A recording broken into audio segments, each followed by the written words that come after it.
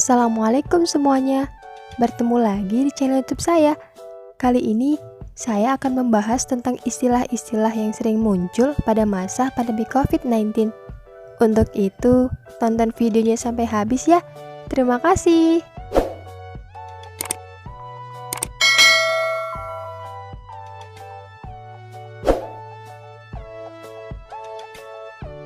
Berita tentang virus corona bergerak begitu cepat. Saat kondisi seperti ini, begitu banyak informasi yang tentunya hadir di hadapanmu, mulai dari pemberitaan di media massa hingga perbincangan di media sosial dari Twitter, Instagram, hingga Facebook. Seiring informasi tersebut, bisa jadi kamu menemukan istilah-istilah baru terkait virus corona, seperti social distancing, lockdown, karantina, hingga isolasi. Sebenarnya, apa sih yang dimaksud dari istilah yang muncul itu? Pertama, orang dalam pemantauan atau ODP. ODP biasanya memiliki gejala ringan, tetapi tidak ada kontak erat dengan penderita positif. Saat kondisi ODP, orang tersebut tidak perlu rawat inap di rumah sakit, tetapi cukup isolasi diri di rumah selama 14 hari sampai kondisi membaik. Yang kedua, pasien dalam pengawasan atau PDP. PDP adalah orang-orang yang memiliki gejala panas badan dan gangguan saluran pernapasan. Gangguan ini bisa ringan atau berat, serta pernah tinggal di daerah penularan COVID-19. Ketiga, positif. Pasien yang dinyatakan positif melakukan serangkaian pemeriksaan seperti cek darah, ronsen paru-paru, hingga swab yang harus dilakukan di rumah sakit atau lokasi yang sudah ditentukan. Istilah keempat adalah isolasi. Jika sudah menunjukkan positif COVID-19, maka proses isolasi menjadi keharusan. Ini adalah ketika seseorang yang benar-benar sakit menjauh dari orang lain sehingga mereka tidak menulari orang lain. Istilah yang kelima, suspek. Lalu, bagaimana jika diputuskan sebagai suspek?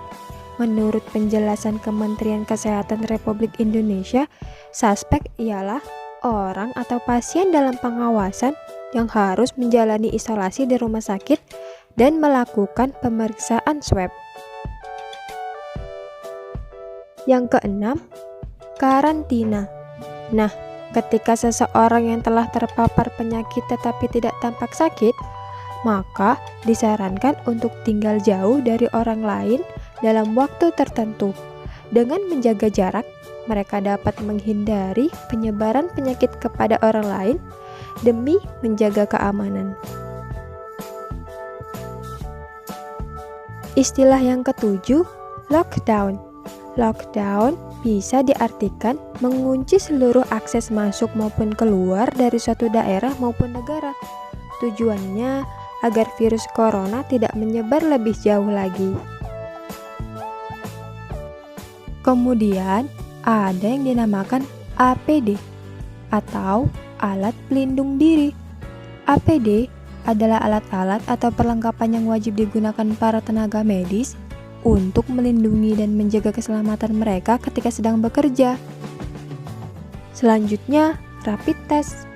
Rapid test adalah tes cepat sebagai tindak pencegahan penyebaran virus corona.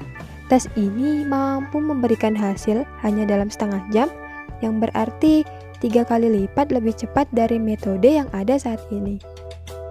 Istilah selanjutnya adalah wabah. Sebenarnya apa sih wabah itu? Wabah digunakan untuk menyebut kejadian tersebarnya penyakit pada daerah yang luas maupun untuk menyebut penyakit yang menyebar tersebut.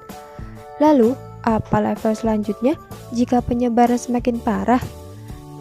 Maka disebut epidemi. Apa itu epidemi? Epidemi adalah situasi di mana penyakit menyebar dengan cepat di antara banyak orang dan dalam konsentrasi yang lebih tinggi dari biasanya, namun dalam skala yang lebih kecil. Sedangkan pandemi merupakan penyebaran penyakit secara meluas ke seluruh dunia. Istilah selanjutnya adalah endemi. Di sisi lain ada juga istilah endemi. Endemi merupakan penyakit yang keberadaannya permanen di sebuah wilayah atau populasi. Istilah yang terakhir adalah imported case. Dalam imported case, kasusnya adalah ketika seseorang penderita COVID-19 tertular di luar negeri lalu kembali ke negaranya serta berpotensi menulari warga sekitarnya. Inilah alasan mengapa kita sebaiknya tidak bepergian kemanapun, terlebih ke luar negeri. Nah, itu adalah istilah-istilah yang biasa ditemui terkait virus corona.